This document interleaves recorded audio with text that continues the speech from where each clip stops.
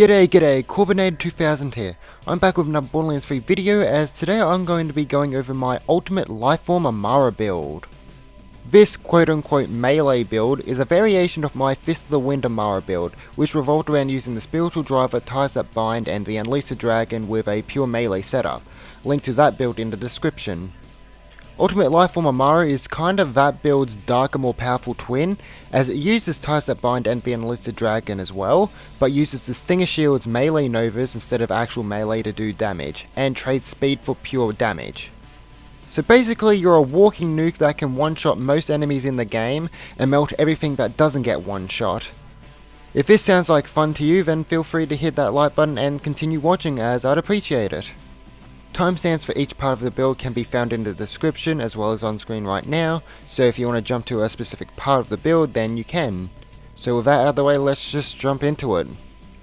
So starting off with the gear, the big thing you need to have for this build to work is a Stinger Shield with the on action skill start, activate any effects that trigger on shield break or feel anointment. The Stinger is a legendary Nova melee shield that was added during the Guardian takedown, as it gives you bonus melee damage while your shield is full, 50% to be precise, and most importantly, when your shield breaks, it causes a Nova that scales off of melee damage.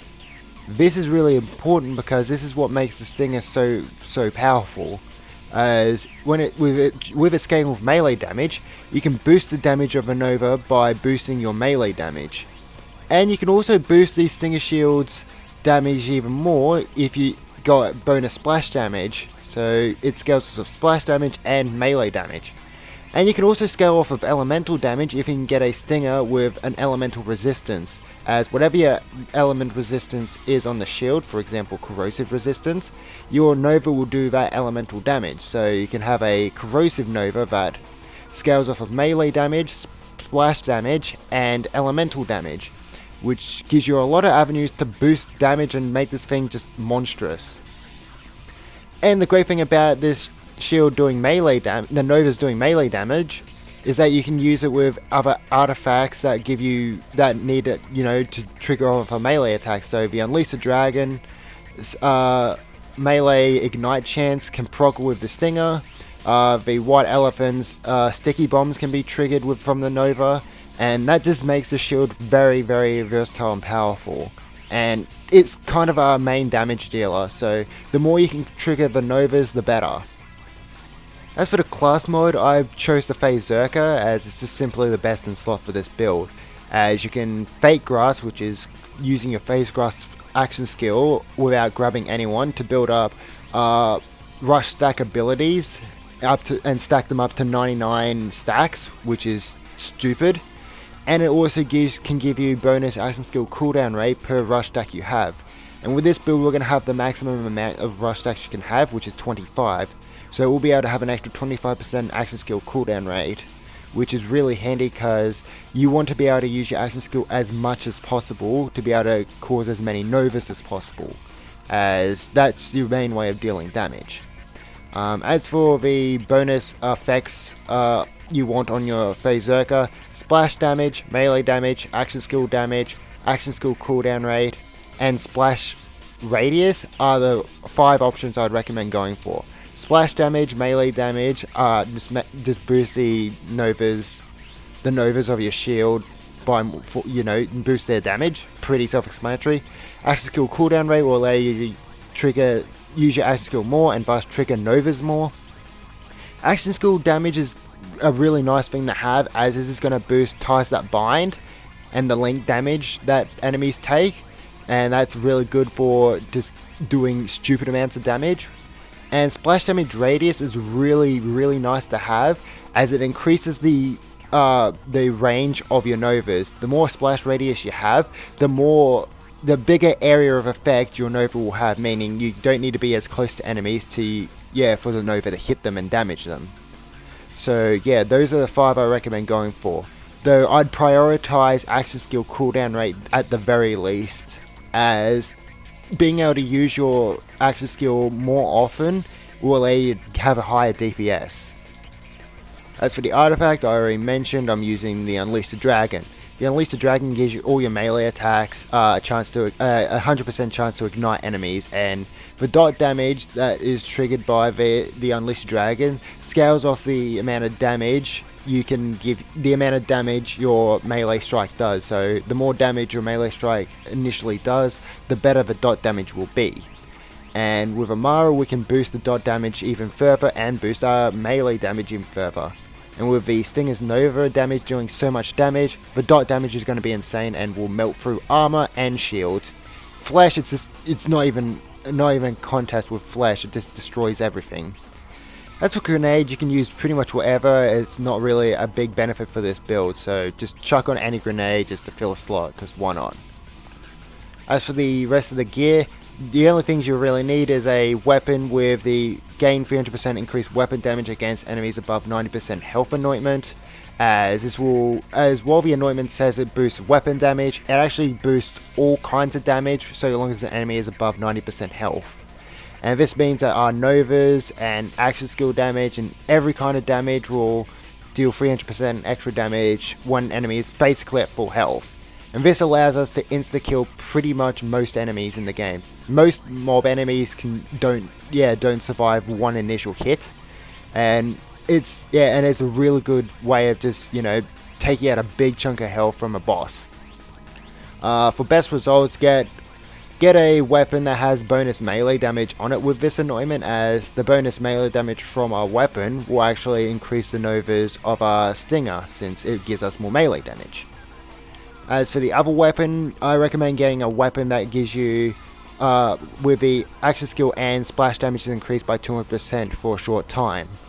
Now, this is going to be only real useful for bosses that have immune phases, as pretty much this will give us Novas more splash damage and thus a bigger damage boost. And this is really handy, as this is the only other real anointment that can help our Novas damage out.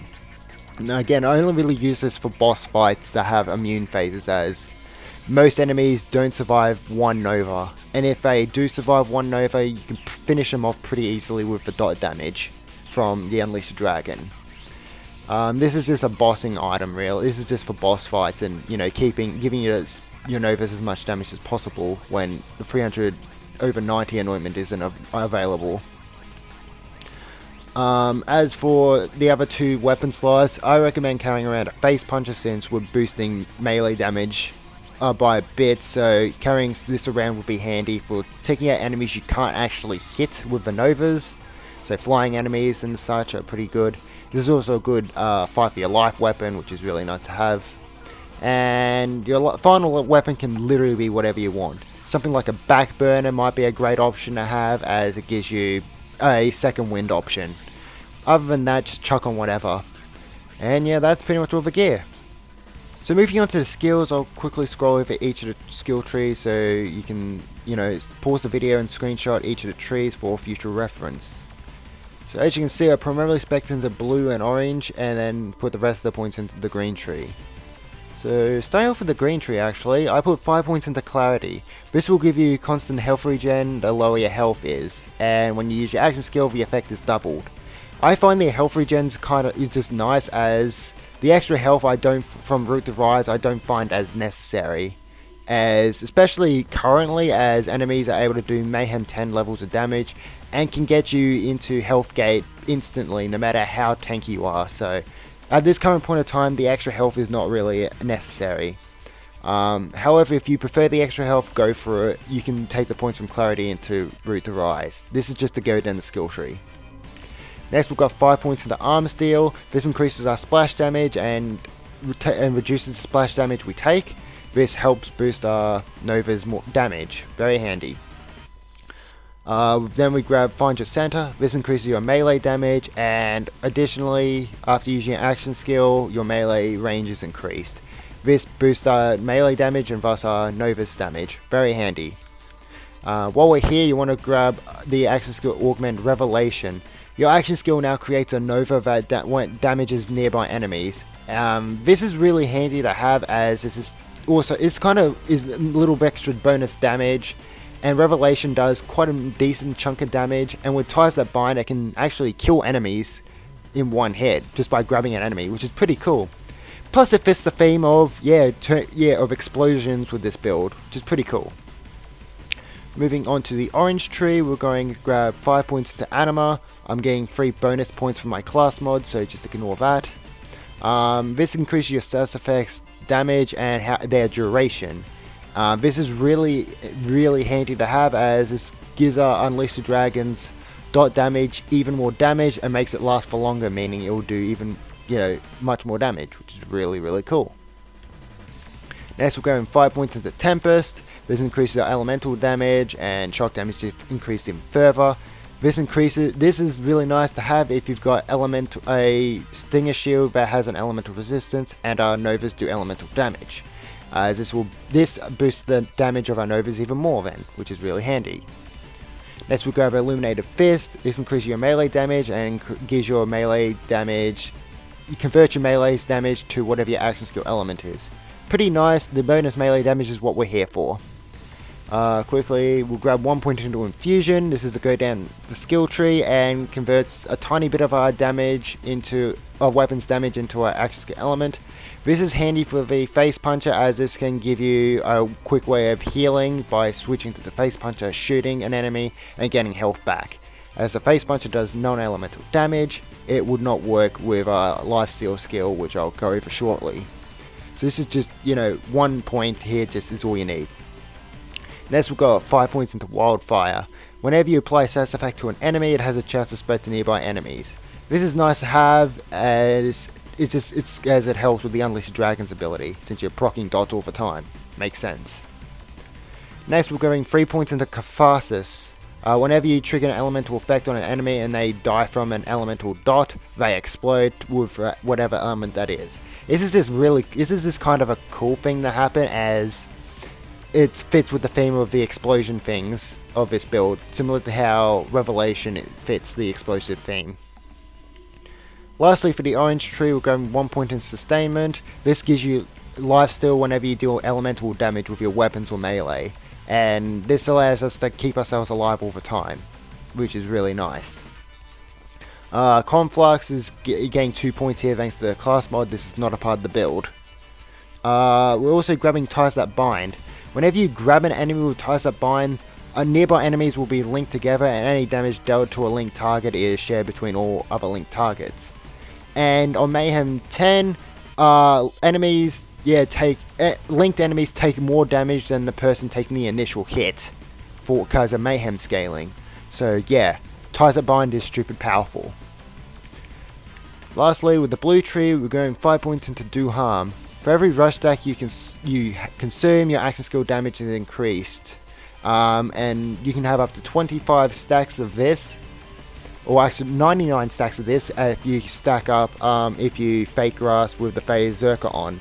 And this is really powerful, as this can boost the link damage enemies take with Ties That Bind. This is stupid powerful. Next we're going 3 points into Fast Hands. This increases our reload speed, weapon swap speed, and mode switch speed. This is mostly nice little bonuses for the Face Puncher, as the reload speed is nice to have.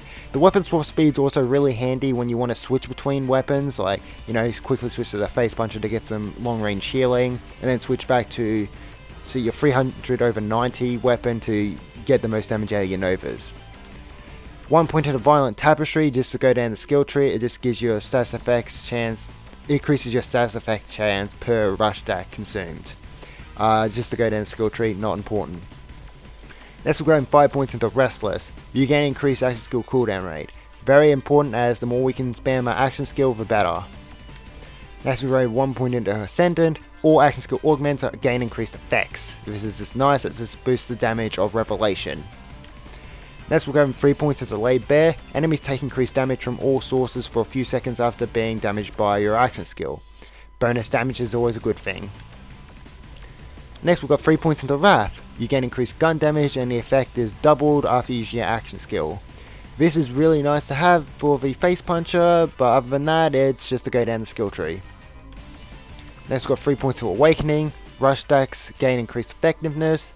This boosts Do Harm, which is really good. Next we're going 1 point into Remnant. Whenever you kill an enemy with your gun or action skill, you create a homing projectile that seeks out an enemy and deals elemental damage. Any overkill damage is added to the projectile's damage.